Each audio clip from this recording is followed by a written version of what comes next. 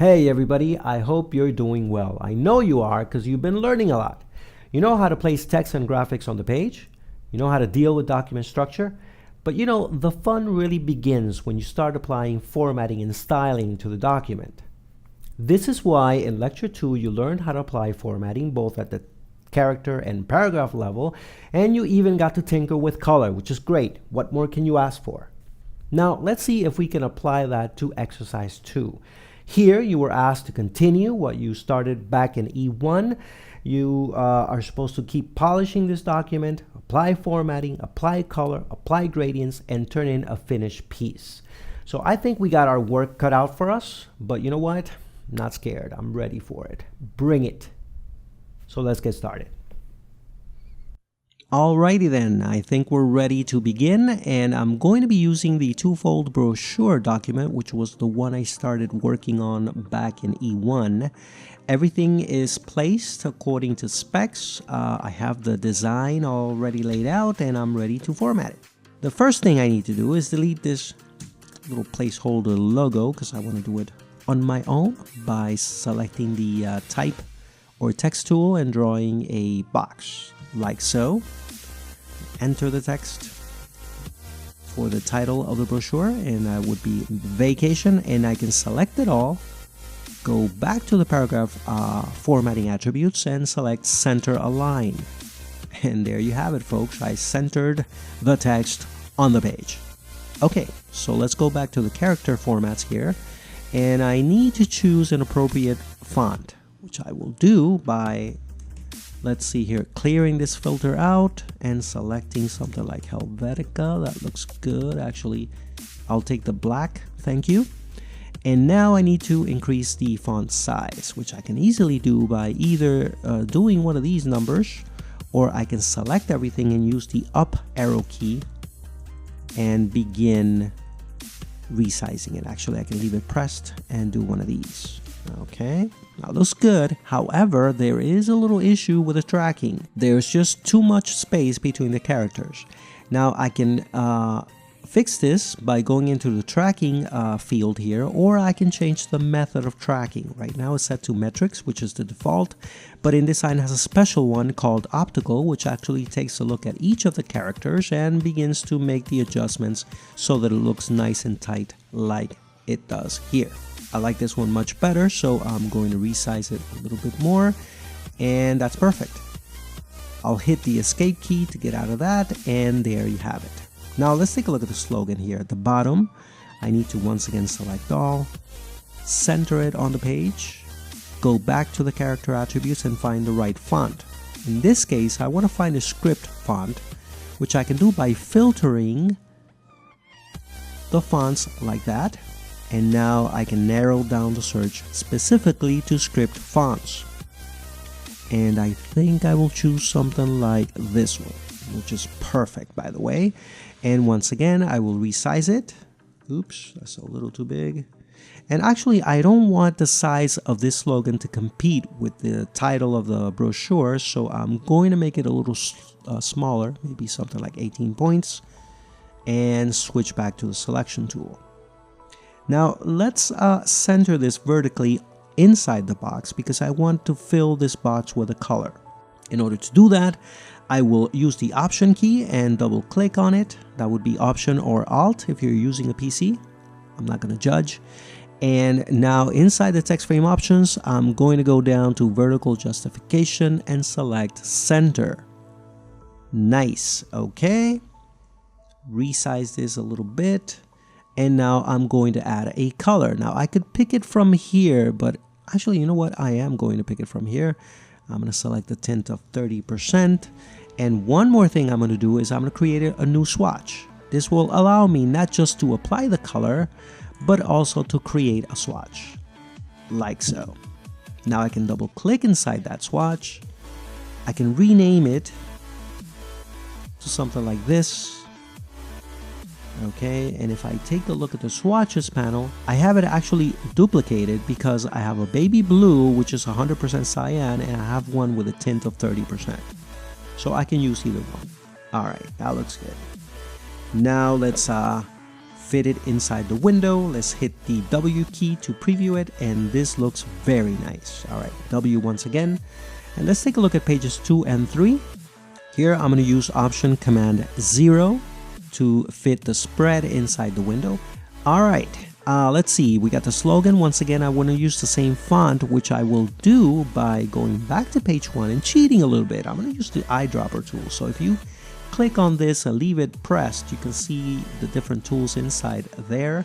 Make sure that you have the Eyedropper tool, and you can double click on it so that you can specify what kind of attributes you want to actually pick up with the eyedropper.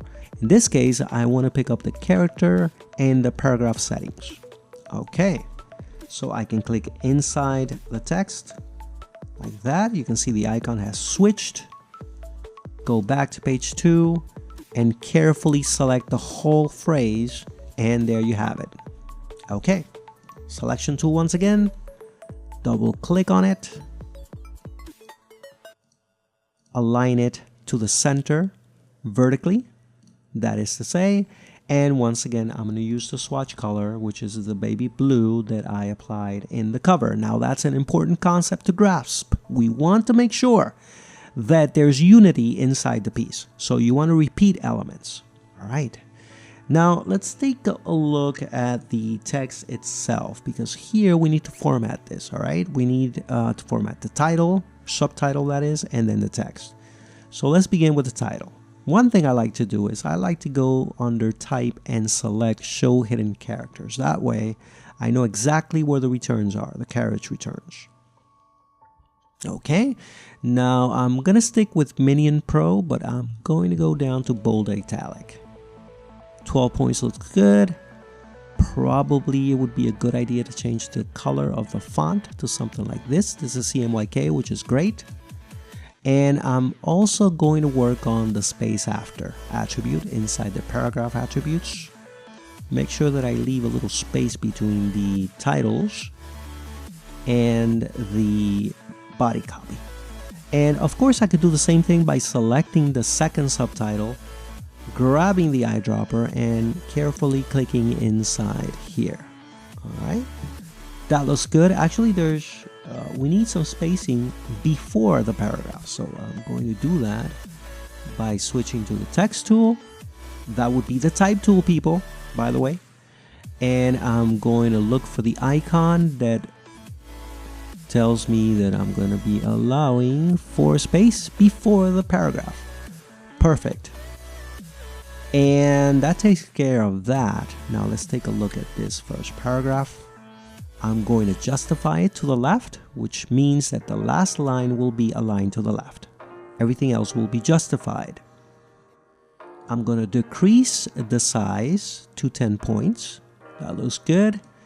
And I'm going to do the same thing here with the rest. So let's select all of that. Again, we can do one of these numbers. Now be careful where you left off, because this could be a little dangerous. You see how there's some overset text here that we need to deal with. So in order to work more efficiently, I'm going to go to Edit, select Edit in Story Editor. Now I'm going to look for the menu bar and select Arrange to Up, like that.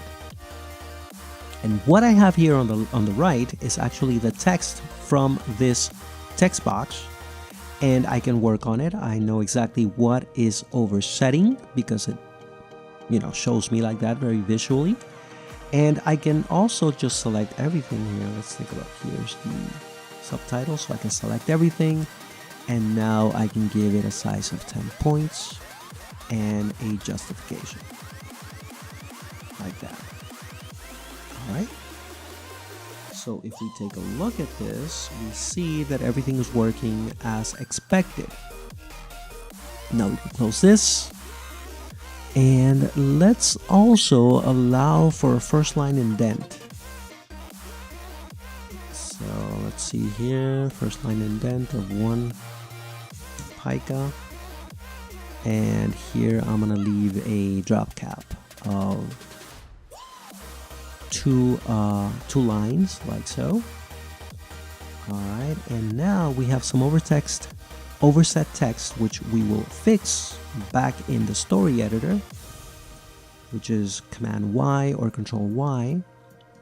Again, do a 2-up configuration, and I'm gonna go to work here by selecting all this text, deleting it, and there you have it. We have copy fit. Now let's take a look at the right side of the layout. Now what I want to do is I want to select all of this text. I want to justify it. I'm going to decrease the size to 10 points. And I want to make the style of the font a little different, make it italic to make it stand out from the rest of the body copy. And now I need to work with the margins. In order to do that, I will hit the Escape key, Option double click, and work inside the text frame options. Here I will work on the inset spacing, make sure the preview is selected so I can see what I'm actually doing, and I'm gonna leave a margin. Now if I hit the link button there,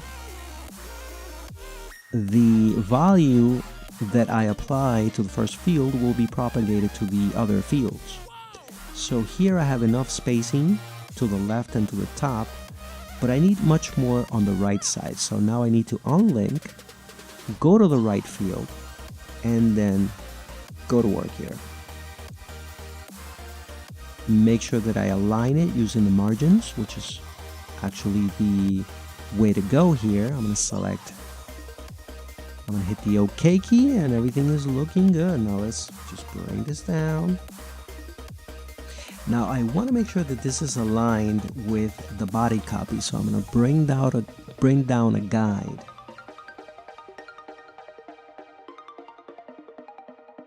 And place it on the baseline. Now come across, and here we can see that if I click and hold, I can see a preview as I'm dragging up and down. Now everything is nicely aligned. All right. Now let's work on the fill color here. I'll select this. I want something close to this. So I think I will use the eyedropper tool once again. Double click on it. Use the fill settings. I don't need character or paragraph. And now I can just click on the color like that. That's perfect. Okay, now I can go to the swatches panel, create a swatch from that, double click it. This is an RGB color. I need to change this to CMYK. I'm going to use the shift key in order to move everything to the left, and I'm actually making this lighter. Okay, more like a sand color, which is actually the name I'm going to give it. And okay, perfect. Now because I'm leaving a white border around some of the things, a white margin like that, I'm going to simulate that by creating a white border with the white or paper color, going with something like 5 points. And if I take a look at the stroke, I can align the stroke, the border that is, to the outside of the frame. And that looks much, much better now. I can do the same thing here with the subscribe today. Again, I need to select the text. I'm going to go for bold italic. Use the up arrow key here. Center this sucker first of all. Okay.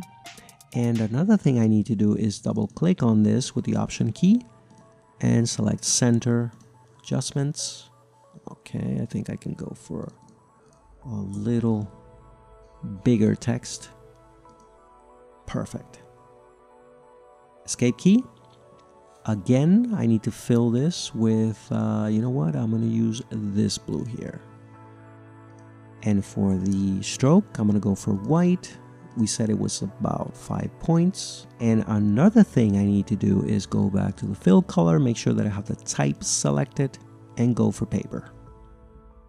And if you really want to go wild, you can actually select the frame like so, go to the rotation field, and start rotating. Again with the up arrow key, something like that. Okay, now let's take a look at the last page. And this is looking good. The only thing I need to do here is maybe just add some color here to the stamp FPO. 15% tint. Delete the stroke. Make it look more like a stamp. Alright. And I can't go too crazy here because of the USPS regulations, but I can create a frame and maybe fill it with my baby blue color here. Oops, let me switch that and delete the stroke. Alright, and send this to the back. And let's fix some things here, make it tidy. Like that. That looks wonderful. Alright, let's take a look at what we've done. I'm going to hit Command J or Control J to go to page 1. I'm going to hit Shift W to get a full preview of the design that I just created. And here we have the cover. We have the inside pages 2 and 3, and we have the last page. Not bad. All right, and this is how you do it. This is how you format and style your brochure. Well, there you have it, folks. A complete professional grade brochure. Let's review the requirements. Now, it says here that the instructor expects you to first demonstrate an ability to incorporate color, including at least one gradient. Check. 2. Effectively communicate the brochure's promotional goals through your text formatting and color incorporation. Demonstrate an ability to use name swatches. And finally, correctly export to a print-ready PDF, that would be 1, and 2, an optimized PDF for digital distribution. So that would be a check, check, check in every single category. I mean, we nailed this, all right? And it came out pretty good if I do say so myself. But you know what? Enough about me. How did you do? Sure, you did great. I mean, how can you not do? Well, if you didn't, you can go back, do a little modifications, and get it ready for prime time, all right? Well, I got nothing else to say, so take care, and we'll see you next time.